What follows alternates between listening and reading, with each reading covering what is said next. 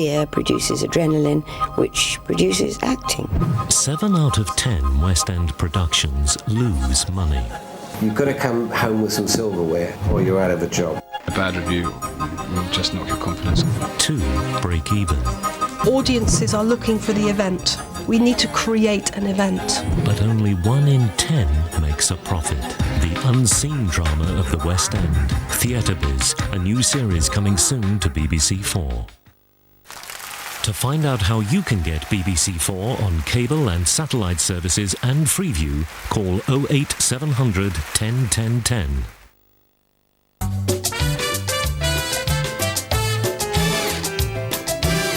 A remarkable story of courage, determination and revenge now on BBC One. Our 2-part drama, A Woman at War.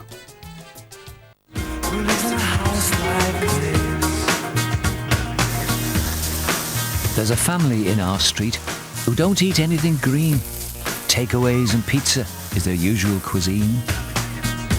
There's a man a few doors up, goes by the name of Vince. He signed up for the gym, but he hasn't been since. The whole street is on a mission to become healthy, and you can do it with them. Join Fat Nation The Big Challenge Thursday at 8 on BBC One.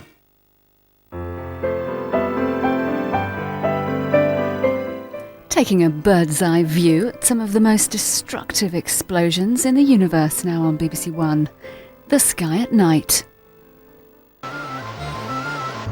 How can you use the knowledge of probability to work the stock market? Are vitamins safe? When I say the Lord's Prayer, I taste sausages. Did acid rain kill the dinosaurs or global warming? Everything changed with him after MMR. For a straight answer, look to Horizon, the new series coming soon on BBC Two.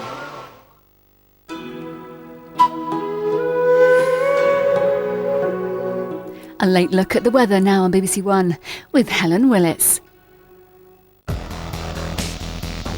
We all experience everyday little worries, but are we worrying about the right things? In a brand new series, BBC One discovers what we should really be worrying about. What's the truth behind the headlines? Richard Hammond is on a mission to help you find out all the facts. So am I worried? Well, yes, but at least I know what to do about it. Should I worry about? A new series starting Thursday at 7 on BBC One.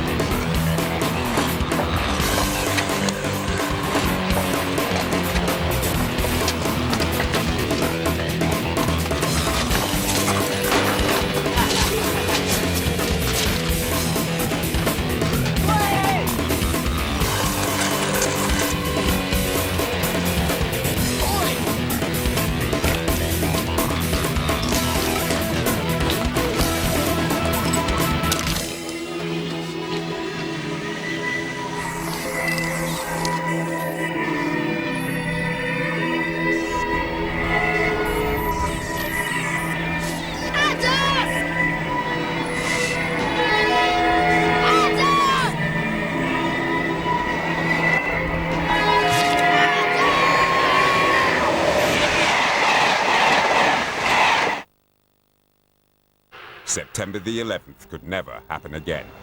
Or could it?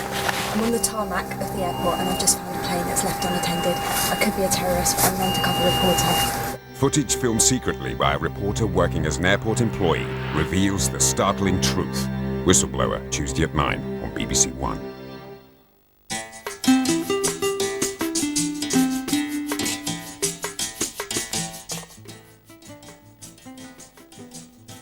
Now on BBC One, we join BBC News 24.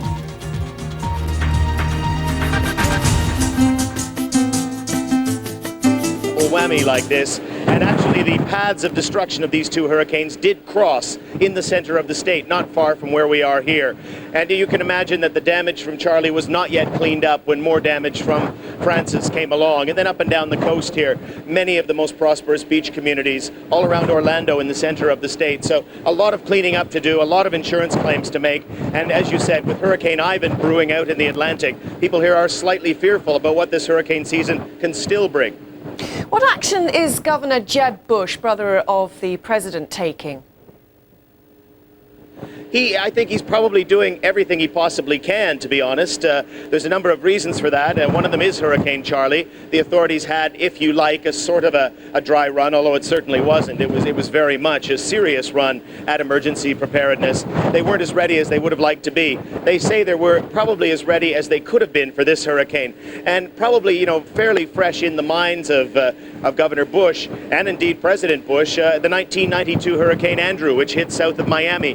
That took, a couple of weeks for officials to really come up with a satisfactory response to the survivors and victims, and that, in many ways, may have cost President Bush the election in Florida in 1992. So there's a lot of political pressure to get this right. There's a lot of moral pressure to get this right, and I think everyone's putting everything they can into this. Daniel Lack, time for you to take shelter, I think. Thank you very much for joining us. A powerful typhoon is raging through the southern Japanese region of Okinawa.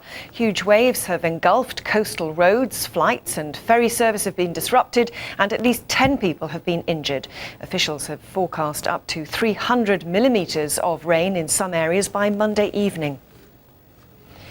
Israel has started building the southern section of its controversial barrier around the West Bank. Authorities say the timing is not connected to the suicide bomb attacks in Beersheba last week, which killed 16 people. The attacks provoked calls for the speeding up of work on this section of the barrier. Building work on Israel's barrier has moved to a new location in the West Bank, close to an area hit by suicide bombers last week. Officials say the timing has nothing to do with the attack in Beersheba, but they have said that the incident proves construction is now more urgent. The barrier, which Israel claims is needed to secure land from attack, has been widely condemned internationally. The UN's World Court ruled it was illegal, and Israel's own Supreme Court ordered its route to be changed. Elsewhere in Gaza, there's more evidence of growing lawlessness amongst Palestinians. A dozen or so masked gunmen stormed a Palestinian Authority building, demanding compensation for destruction caused by Israeli raids. They claim families became homeless after troops destroyed 2 apartment buildings, which Israel said were being used by militants to fire rockets. The men were persuaded to leave after several hours. They said they'd been promised their concerns would be addressed. But this is one of a growing number of attacks the Palestinian Authority has faced from its own people, some of whom see it as ineffective and corrupt. James Ingham, BBC News. You're watching BBC.